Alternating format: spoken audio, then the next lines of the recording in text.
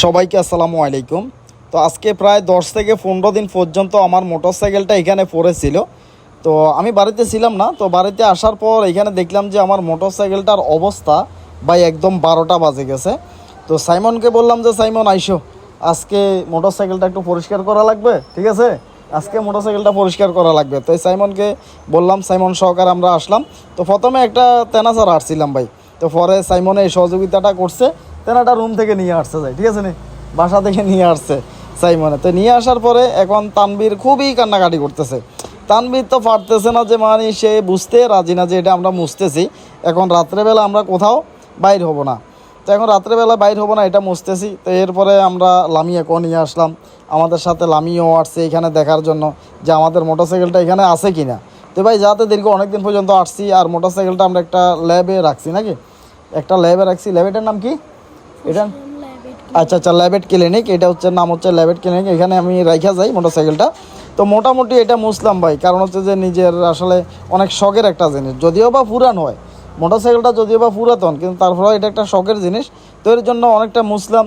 এখন তানবিরতেও আসলে রেডি, যে সে বাপসেবি দেয় এটা আমরা মুছি তুছি এরপরে বাইর হব, তাকে নিয়ে ঘোরার জন্য বাইর হব। তো আসলে এখানে তানবির একটা ধোকা খেয়ে যাবে, কারণ হচ্ছে আমরা বাইরে হইতাম না, আমরা এখান থেকে বাইরে হইতাম না। এটা মোটামুটি আমরা মোছার কাজ করতেছি, এটা মুছার পরে আমি এখানে রাইখা দেবো পাশে। কিন্তু তানবীরের অবস্থা তো ভাই একদম সিরিয়াস। তানবীর অনেক কান্নাকাটি করতেছে যে পিছনে কেন যাচ্ছি। তানবীর কথা হচ্ছে যে বাইর হচ্ছি না কেন, বাইর হওয়ার জন্য কান্নাকাটি করতেছে। তো এটা রাইখা দেবো ভাই, যাতে আমি প্রায় 15 দিন পরে বাড়িতে আসছি, এর জন্য কালকে বাইর হবো ঘোরার জন্য। তো কালকে যাতে বাইর হবো এর জন্য আগের দিনে কি করলাম, এটাকে মুছে রাখলাম, ভালো করে মুছে রাখলাম। আর মোটরসাইকেল যদি ভাই নষ্ট হয়ে যায়, ভালো না থাকে, তাহলে তো বাইর হওয়া একদমই যাবে না।